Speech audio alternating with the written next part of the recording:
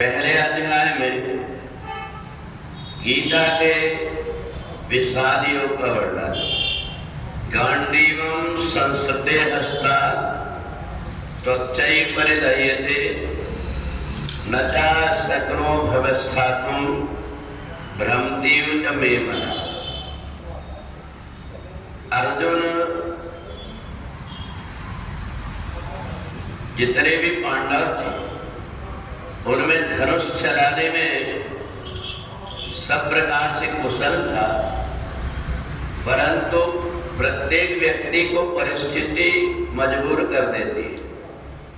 जब महाभारत के युद्ध में अर्जुन ने देखा अपने सामने की सेना को, तो बड़े बड़े शूरवीर हैं ये सोच करके नहीं, बल्कि ये सब मेरे अपने ही हैं, जिन लोगों ने मेरे को बचपन में पाल पोस करके बड़े किया, जो मेरे रिश्तेदार हैं, इनके साथ में युद्ध करूंगा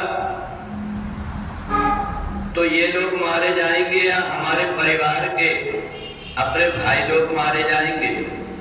ये सोच करके अर्जुन के हाथ से धनुष बाण नीचे गिरने लगा।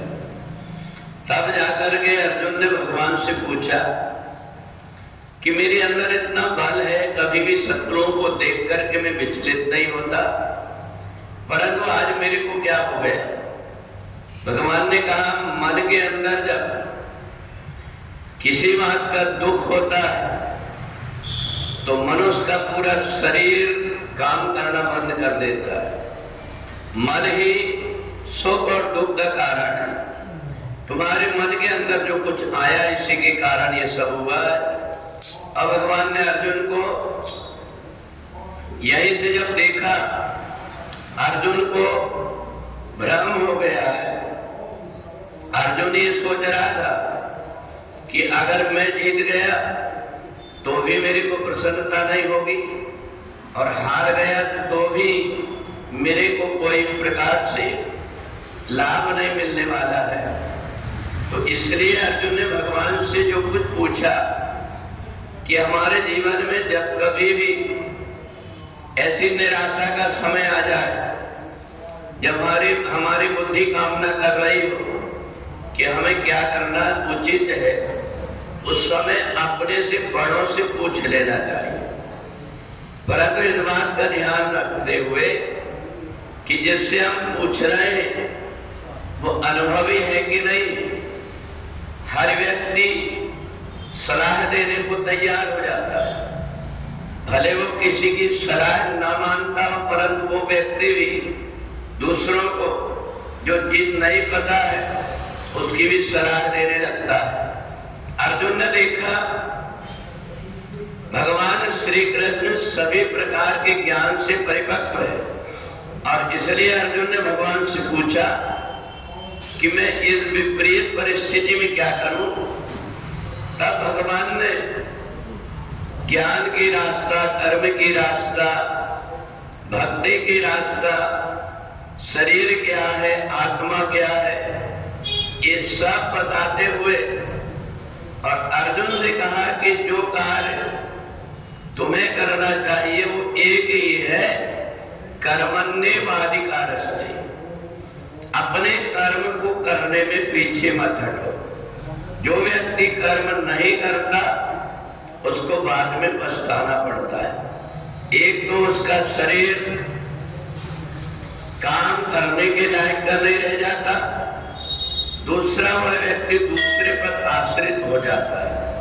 और इसलिए कर्मण्येवाधिकारस्ते भगवान ने बताया कि जिस समय पर देवताओं के मन में भी ऐसा ही आया कि हम तो देवता हैं, हमें अब कोई कर्म करने की क्या आवश्यकता है, उसी समय पर दनु नाम के एक राक्षस के दो पुत्र हो गए, रम और करम।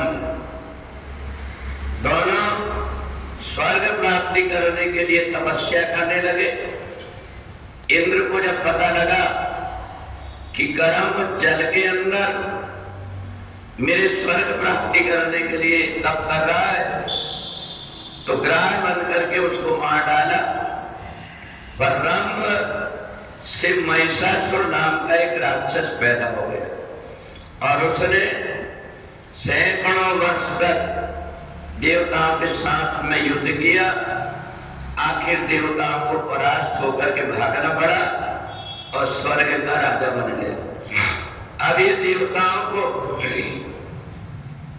ब्रह्मा जी ने बताया कि तुमने बहुत बड़ी गलती किया अपने कर्म को छोड़ करके, और इसलिए अब तुम एक काम करो, भगवान विष्णु के पास में जाओ।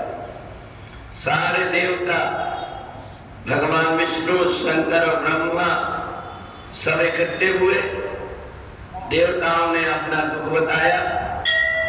उसी समय भगवान को बड़ा क्रोध आया और सभी देवताओं के शरीर से एक तेज निकला और एक कन्या के रूप में प्रकट हो गया।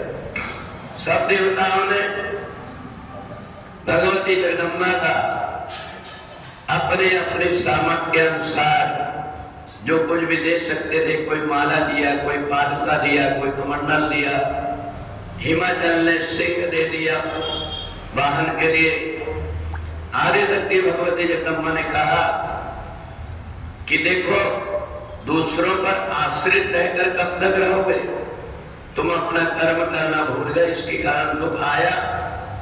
मैं ये दुख को दूर कर देती हूँ, परंतु ध्यान रखना, कर्म किए बिना किसी का उद्धार नहीं हो सकता। अब इधर आदि शक्ति भगवती जगदम्बा का जब प्रागट्य हुआ तो महिषासुर ने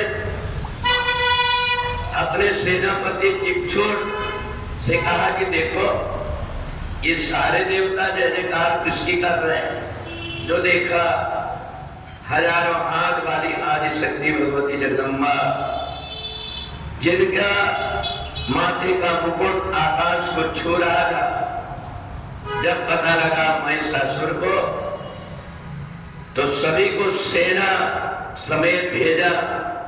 उसी समय भगवती जगदम्बा के शरीर से जितनी श्वास निकली उतने गण प्रकट हो गए और देवताओं दानवों का युद्ध होने लगा। भगवती जगदम्बा ने चिक्षुर का जैसे वध किया। महिषासुर युद्ध करने के लिए आया, कभी हाथी बन जाए, कभी भैंसा बन जाए, कभी मनुष्य बन जाए, पर आदि शक्ति भगवती जगदम्बा ने जितने राक्षस थे महिषासुर के समेत सबका वध कर दिया। जब देवताओं को फिर से स्वर्गलोक मिल गया, आदि शक्ति भगवती जगदम्बा की स्तुति करने लगे। भगवती जगदम्बा ने कहा, देखो, आप ध्यान रखना, तुम इस प्रकार की गलती मत करना। कह करके आदि शक्ति भगवती जगदम्बा उन्हीं देवताओं के सामने अंतर ध्यान हो गई।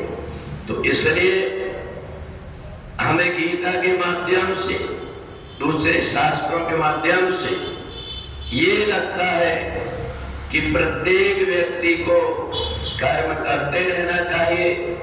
जो भी व्यक्ति कर्म नहीं करता उसको बाद में पछताना पड़ता है। बोले वृंदावन बिहारी लाल की।